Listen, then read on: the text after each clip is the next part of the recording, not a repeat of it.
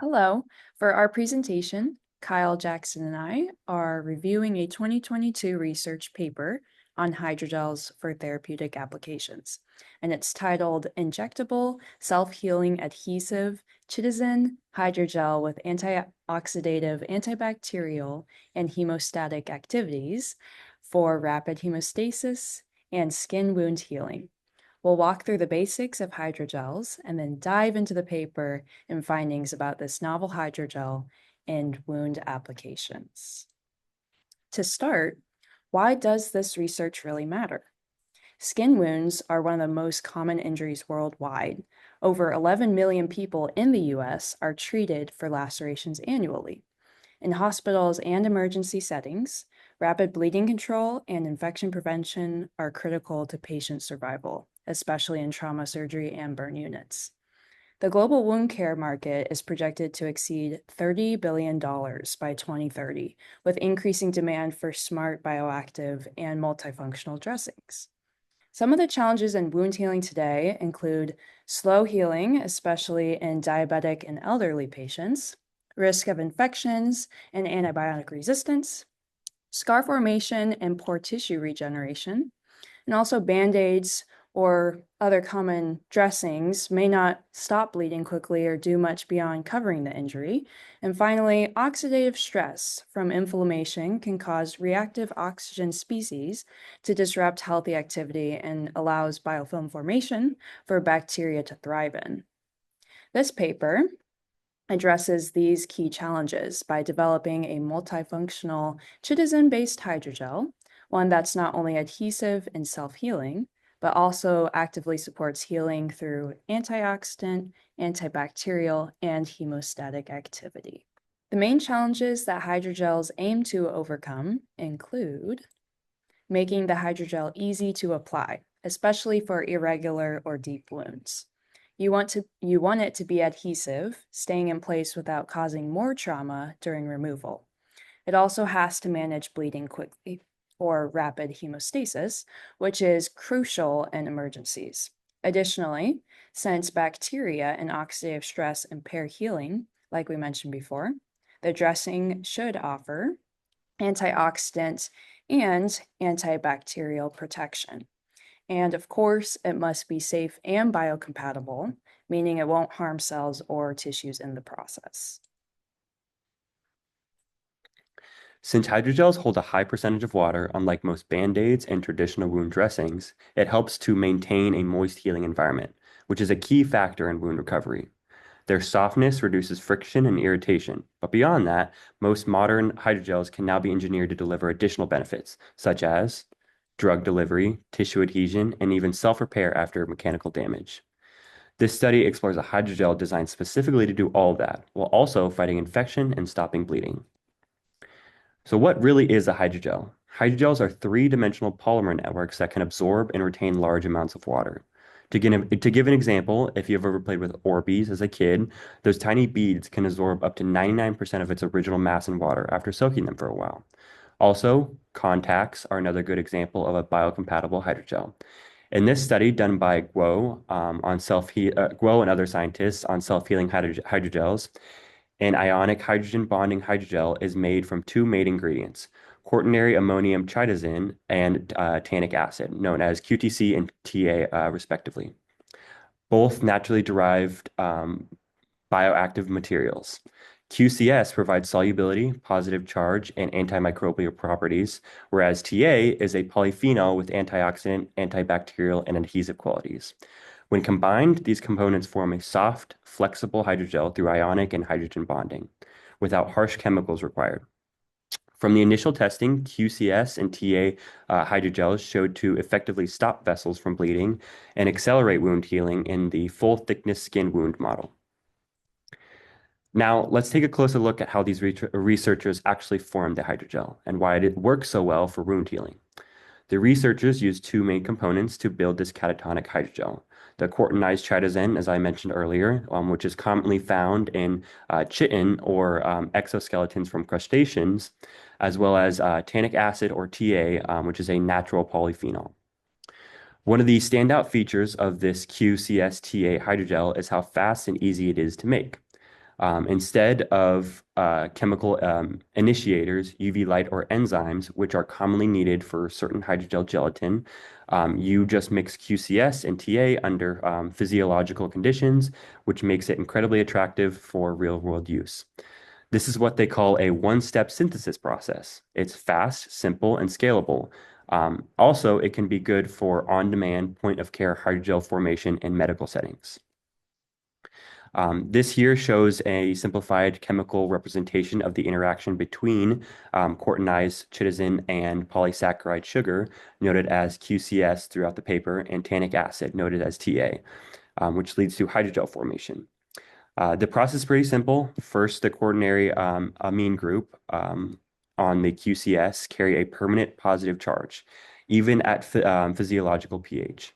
Then, the tannic acid, on the other hand, has multiple phenol and hydroxyl groups, which are capable of forming hydrogen bonds and electrostatic interactions with the cationic QCS.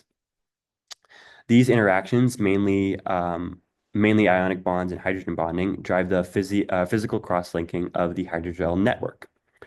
This water hydrogel diagram here shows where the amine and polyphenol groups cross-link to create the hydrogel network structure. A main highlight of this paper is how controllable this process is.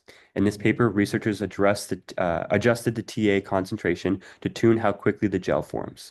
The paper shows that at just 2.5% TA, the gel sets in under 10 minutes, which is perfect for emergency bleeding control, while still allowing for injectability before full gelatization. So this method shows promising results because it's not only fast and simple, but also clinically practical. Once the hydrogel has formed, what we're left with is a highly structured cationic cross-linking network, and this is where many of the wound healing benefits really kick in. The network consists of interconnected QCS polymer chains stabilized by TA.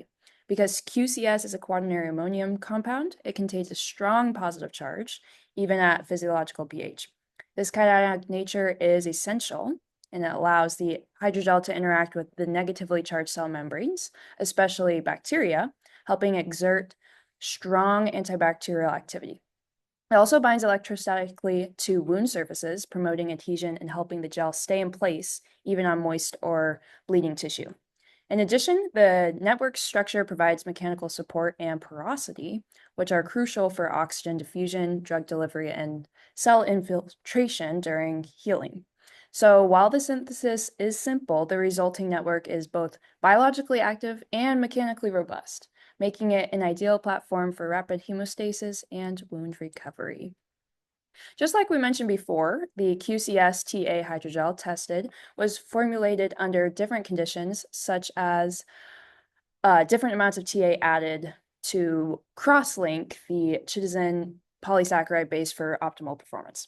Several different methods of testing were used to find different properties, including gelation time, swelling or water content, self-healing time, cross-link restoration, antioxidative capacity, reducing the ROS levels, biodegradability in vivo, tensile strength tests, gram-positive and negative antibacterial activity, and wound healing evaluation, which includes that blood loss reduction, and histological analysis of dermal healing, scars, and collagen deposition.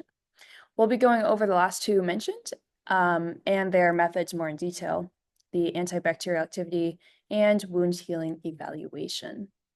So first we have that bacterial activity testing to evaluate the antibacterial performance of the QCS-TA hydrogels. The researchers used two standard methods. First, the surface antibacterial activity test and the zone of inhibition test, or the ZOI.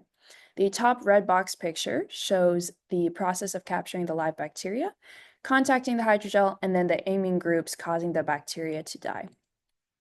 In the surface tests, results shown in figures A and B, they applied the bacteria directly onto the hydrogel and measured survival after 2 hours. The results were pretty impressive, with over 99% of E. coli and S. aureus killed by all three hydrogels with varying TA concentration, showing that it was highly effective against gram-negative and positive bacteria. For the ZOI test, they placed the hydrogel on an agar plate seeded with bacteria.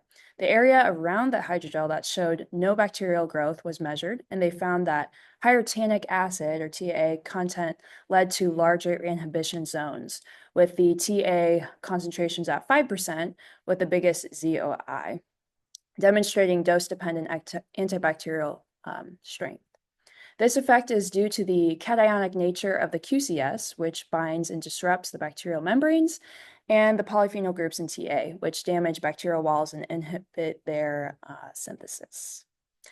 Now let's look at one of the most critical features of any wound dressing. One is its blood loss and ability to stop bleeding quickly, and two is the ability to limit scarring. This was done through in vivo testing with mice models for different areas of the body where lacerations were made, and then the hydrogel was applied and monitored after certain periods of time. For scarring and tissue healing, dermal gaps were physically measured before and after wound dressing applications. First, the researchers tested the QCS-TA hydrogel in 3 challenging bleeding models: tail amputation, liver incision, and femoral artery hemorrhage in rats. These models simulated different types of real-world bleeding scenarios from minor to severe. What they found was impressive. Blood loss was reduced by up to 88% with the hydrogel, compared to the control where no wound dressing was applied for all 3 bleeding models. Additionally, hemostasis time, or the amount of time it takes to stop bleeding after a blood vessel is injured, dropped to just 22 to 29 seconds for liver incision and tail amputation, compared to around 250 seconds for the control group.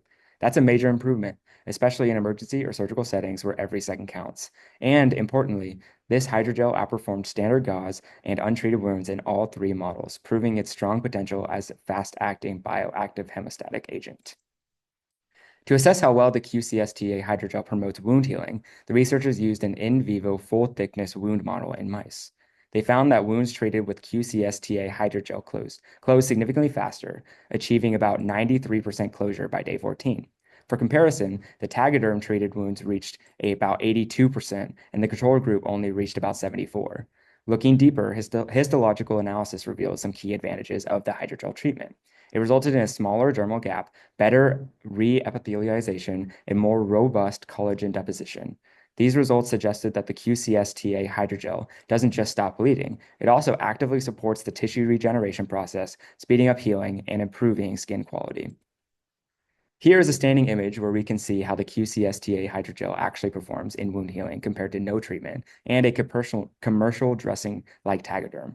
You'll notice that the QCS-TA treated wounds have a much smaller dermal gap, just 3.5 millimeters compared to 4.5 millimeters in the control. That's a sign of faster and more complete tissue regeneration. Also, the red arrow highlights a fully regenerated epidermis in the QCS-TA group, while the black arrow in the Tegaderm section shows a visible scab indicating incomplete healing. Although this hydrogel doesn't just close the wound faster, it promotes higher quality healing than current common wound dressings. To wrap up this article's review, here are the key results of some of the properties mentioned before.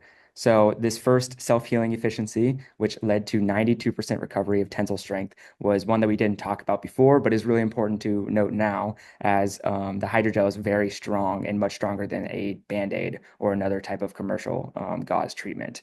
And then going into more of our methods that we talked about in this presentation, the antibacterial activity led to more than 99% of killing of E. coli and S. aureus within 2 hours. The in vivo hemostasis reduced bleeding time to about 22 to 29 seconds, which is significantly better than the gauze. And the wound closure led to about 92.8% closure versus the 81 and 74 in the Tegaderm and control groups, respectively.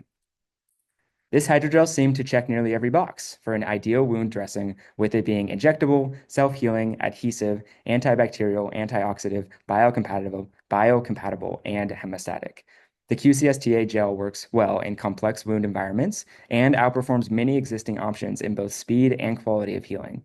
Because it requires only 2 natural ingredients and a simple mixing step, it's also practical to produce and use in clinical or field settings. Taking a look forward, while this study focused on skin injuries, the hydrogel's features could potentially be used in many other areas, such as internal bleeding, surgical repair, battlefield trauma, and chronic wound management. Its adhesive, regenerative, and protective qualities could also support applications in tissue engineering, implants, and drug delivery. Ultimately, the researchers of this article have shown that this multifunctional hydrogel could become a standard in next generation wound care. Thank you for listening. Have a good day.